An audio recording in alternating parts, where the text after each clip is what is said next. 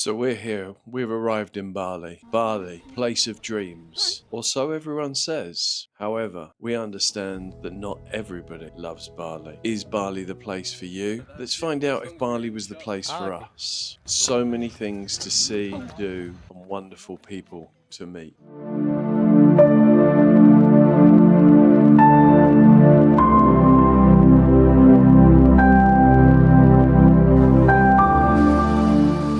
Just to give you a little bit of information about us, we're Phil and H. We've been married for 2 years. We've been together for 10 years. Unfortunately, due to losing my parents recently, we've decided to go and travel Southeast Asia as we figure life is just too short and we wanted to experience what life is like over at this side of the world. We started our journey with the standard plane flight. Ours was from Kuala Lumpur direct into Bali's major airport near Depensa. Our first outing, we grabbed a bike. As soon as we landed in Bali, our first stop was Tanah Lot. What an amazing place this was. We absolutely loved it. So much to do and see. We just went for a late afternoon, to go and see sunset. However, I'd strongly recommend taking quite a bit more time, possibly even going for lunch and waiting all the way through till sunset, as there is so much to do. Can you believe that Tanah Lot was actually formed and made in the 16th century? It's a Hindu temple and only priests are allowed to go in to go and pray. The temple itself is perched on a large rock formation that's surrounded by water at high tide. On our wander through Tanah Lot, we found some incredibly beautiful sights, and while the tide was out, we saw the temple from close up, which was beautiful. On our way round, we also found some of the luwaks. They're a weasel that eat coffee beans and poop them out, and that coffee is the most expensive coffee in the world. Does it taste any better? I'm not a coffee connoisseur, but it tasted pretty darn good. Next, we adventured off to one of the two main monkey sanctuaries. Now, while we thought we were going to go for a good long walk at this monkey sanctuary, we wanted an hour to 2 hours of wandering around. Unfortunately, we didn't find that. We got to the sanctuary via our little scooter. Well, actually, it was a big scooter. And we started into the actual sanctuary. Immediately, we were accosted by a guide. And it turns out you have to have this guide, as these monkeys can be quite, maybe entertaining, a little bit ferocious though, and they certainly will climb on you. At times, they did need to be maneuvered off, and some of that maneuvering can look quite violent, so please take this in mind when visiting the monkey sanctuaries. You will have to pay extra for your guide, but they do take photos for you on the way round, and it's not overly expensive. It probably costs you around about an extra £6 to have the guide. While I absolutely loved the monkeys crawling all over us, for me it was a wonderful time. Unfortunately, my wife really wasn't very enamored with the monkeys, and that made things not such a nice time for her. But as you can see with me, loving the monkeys, they give you loads of food, the guides do, so they'll jump all over you as much as you want, and again, if you don't want them, they will knock them off. That's the monkeys. The sanctuary itself is pretty quick to go round, and probably takes all of, if you do it quickly, maybe 10 minutes. If you've got a little bit more time, which we tried to spend, it was about 25 minutes, half an hour, but we did try to last it out as much as possible. In total, you've probably got about 250 meters to walk around the monkey sanctuary, and there is quite a lot of monkeys that will come out. We understand there's 3 tribes that live there, but one of the monkeys that you'll see sitting on me is a monkey called King John, and King John is the man. He is the owner of all of the entire monkeys that live there. The cost to get into the monkey sanctuary wasn't expensive. It was about £3 each, but I would definitely say that this is worth it, even with having to pay for the guide. If you like monkeys, then this is absolutely a wonderful place to go and visit. If you do not like monkeys, do not go here. You will not enjoy this place. Another thing to mention about here is the monkeys that we saw do have quite a few wounds from them. We asked why, and it's because there's 3 different tribes of monkeys there. They do attack each other, and monkeys can be quite extremely violent. So again, you do have to be a little bit careful, and this is why they asked the guide to come around with you in case of any issues of monkeys attacking you personally. We asked, has this happened to any people that have gone round, and it was a quite unanimous yes, that has happened, so do take note of that. One thing that was very sad, we did see a baby monkey that had passed away, and again, this can just be because of other tribes attacking the other baby monkeys, so do expect to see things that you might not expect to see. But you are in another country, so go with it. This is what happens in life and nature. We stayed at a couple of wonderful places in Bali. Unfortunately, the first place that we actually stayed at was not good at all. We did have to move after the first night. It was very, very run down, and we didn't have any hot water, and in fact we didn't even have any water for an hour or so. Something that was very unexpected was that we got caught out with one of these scams hotels that try to get you into buying into a plan for 25 years where you can go and stay at different resorts. I think they used to call them timeshare, not too sure what they call them now. We actually only went to do it because we felt so sorry for the lady that came up to us. She's guaranteed $100 if we went on this journey. Journey wasn't too far. It took us about 15 minutes to go and get to this. I suppose I can only call it like a workshop, an office where we were taken into and we were pitched and tried to be sold. We were never personally going to buy it, but we did do it just because of this lovely lady. It did turn out that she did lie to us about, she did get the $100, that's what we do understand, but everything else that she told us was a lie. We got these tickets and she said that they'd never got one of these particular type of tickets before. She had these type of tickets. You also go and you win a hat. The hat is the worst hat I've ever seen in my life. We just gave it to somebody on the street. This is definitely not worth doing, and you will get hassled a lot. We actually got asked in total 17 times, and we were only in this area for 1 week, and it became quite frustrating and annoying. Would I go and do this? Absolutely not, and I advise strongly for anyone to go and do that. Does get offered this, not to go and do it. Is it a con? Yes, is the quick answer. No, probably not if you go away and you go and spend expensive holidays. So if you're somebody that probably spends, I don't know, let's just say for a week, £5,000 or, $10,000 for a week's holiday, yes, this could probably save you some money. Us, we look for very much budget friendly, and so therefore there is no saving for this. Here you can see us walking through some of the rice fields. There is loads of rice fields walks. This is one up to the north. If you want to know which one, please just message and we'll let you know. This was a really, really lovely walk, one of the best that we did actually. It was about 6-7 kilometers in total. Everything was perfect. The only part that went a little bit wrong, there was a dog, and for some reason it really came at us, quite attacking. We had to push away. It wasn't a very nice experience, but again, there is dogs everywhere, and we didn't have issues with any other dogs just apart from that particular one.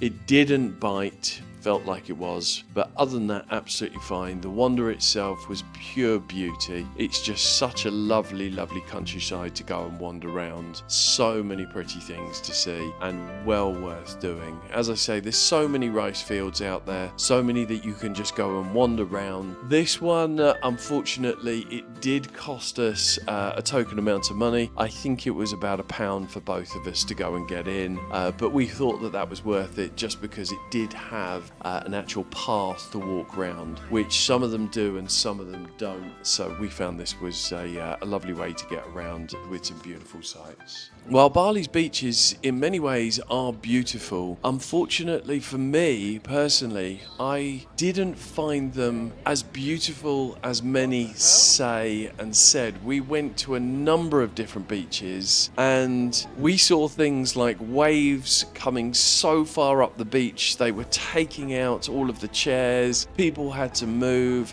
You can't go in many of the places. You cannot go in the sea, certainly not deep. Lifeguards will whistle you out. You can go in up to your waist at maximum, but on most of the beaches the waves seem so high and so furious. Perfect for surfers, definitely not for going in, swimming, enjoying. It's not really somewhere I would take my kids. I mean, if you had one of these rogue waves that you can see in one of these videos, unfortunately I missed the most of it, but if you did have one of these rogue waves come in, your kid would be washed out to sea. There have been quite a few deaths as well on many of the beaches. This particular beach that we're looking at now is Seminyak Beach, a nice beach to wander down, lovely beach to go for coffee, nice beach to sit and have a sunbathe. Not a good beach to go in for a swim at all. And those waves that you can see, they don't look that big, but they were big. They were 2-3 times the size of an adult when they were rolling in. We did visit quite a few other beaches around the island during our time, and Seminyak Beach was the cleanest of them all. Many of the others were quite dirty and not really somewhere, again, that I would go for a beach holiday. People say they love Bali's beaches. I just didn't get that vibe. It's a personal opinion, and that is mine. As you know, we're spending quite a long time together, and from time to time there's going to be disagreements. When you're in love, things fall out of love for those seconds or two, and on this occasion H wandered off by herself to go and grab a coffee. All of 2 hours later, everything was perfect again. All is happy in love and war. As you'll probably know, Bali is being built up an awful lot. There is an awful lot of construction going on everywhere. Wherever you walk, you are going to find construction going on. We went to one of Bali's little markets, and there are a few markets around the island.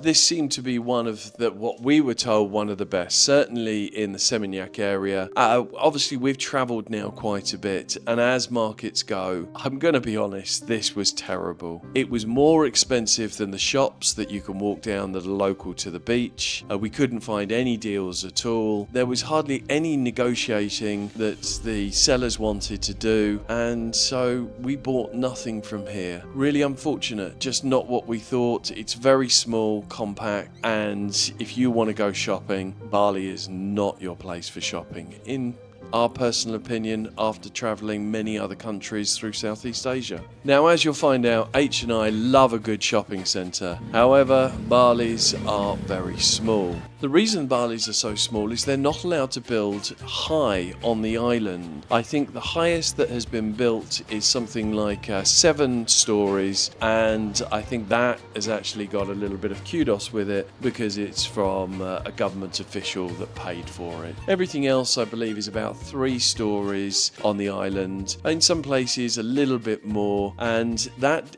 does in itself have a bit of detriment to it. The reason for that being is, without building higher, it seems that they're keeping the roads and everything the same size as you would if you were kind of still in a village. And that brings us on to the traffic. One of the things that we really found around the Despensa area and the whole city around in the south was the traffic was awful. At parts it just took, pull out of an area, you could take 15 minutes, to pull out of a side road. Traffic was so bad, it was just not nice. We really didn't enjoy it. In every country that we've been in so far in Asia, we have always rented a scooter. I decided on this occasion, because it was Bali and I felt like it was a bigger island and I didn't realise there was quite so much traffic, I decided to hire the biggest scooter that we possibly could, and it would be a nice easy ride to get around the island. So we hired the X-Max scooter. Unfortunately, Bali, this was an extremely bad choice, and I would tend to advise anyone against it. The reason for that being is it was just too big to get round and nip round most of the cars and the alleyways and stuff that you need to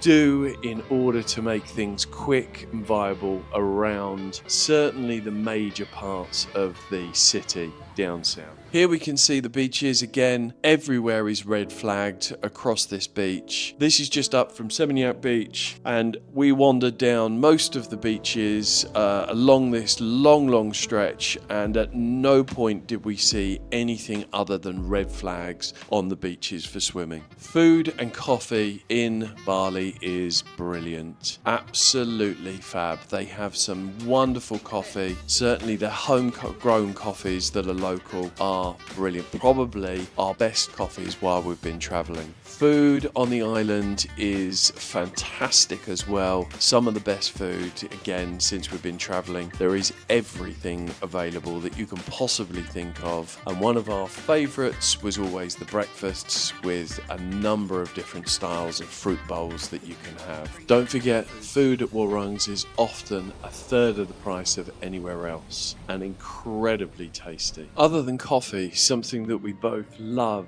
is fruit juices. We found them absolutely everywhere that we've been. However, Bali seemed to be lacking on the fruit juice. I'm not too sure why. Maybe because they have to import a lot of it. While you could get the fruit juices, they certainly didn't taste as nice or have as much fruit as you would get in other regions of Asia. Here you can see H eating a beef rendang. This particular one was incredible, and again, if you want to know where we got this one in Seminyak, please just message and we'll let you know the location. But this was absolutely fantastic, the best that we had on the island. I went for a chicken sweet and sour, which again was absolutely amazing. A fantastic restaurant and definitely one of the best warungs we visited while we were in Seminyak. We tried to eat at as many warungs as possible, as these are normally family-run businesses and the money goes direct to the family, meaning that we're giving back to the community, which is something that we always like to try and do where possible. Areas we went to go and explore while we were in Bali was all round Depensa, up to Ubud area. Areas we stayed in was Canggu, Seminyak, just north of Ubud in Tegleglang. Next we moved up to the jungle, about half an hour north of Ubud itself, and this particular place was very out of the way. It was a strange place, designed not how I would or design something, or I think anybody else. It didn't really flow, the whole place, and while being in the jungle you do get a lot of jungle animals, bugs, etc. in with you. We stayed here for a week, and a week was definitely way too long. On the way up here it was absolutely pouring with rain. H took a taxi because we had the bags. I took the bike, which was a journey that I'd rather forget, as it took 3.5 hours to get up there, and during that rain with the traffic it was just an uncomfortable journey overall. I was very wet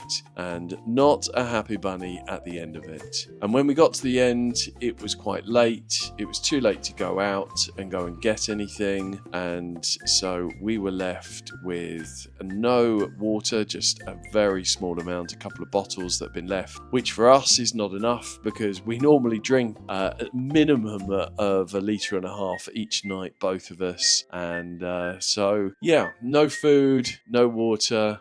We were going to order some local food because it was absolutely pouring it down, but we were told you order it via WhatsApp. We tried the WhatsApp multiple times and it didn't work. We tried it off a phone, an Indonesian SIM card, and we tried it off a UK number as well. Neither worked. Quite upsetting really, as we ended up with no food for the evening. So I'd like to finish off with a little bit about Bali and our real thoughts on it. While Bali for some may be a wonderful place and a lovely experience wherever they go, we found a lot of it very frustrating, annoying, nowhere near as picturesque and as beautiful as many portray it. We spent nearly a month in 4 different locations, and would we go back? The honest answer is no. We would only go back to fly in to possibly get through to Lombok and some of the other islands like Komodo Islands further along. Other than that, we've been to Bali, we've seen it. It wasn't for us. It's not somewhere that we'd venture back. And thank you, Bali, for having us. And until next time, we'll see you again.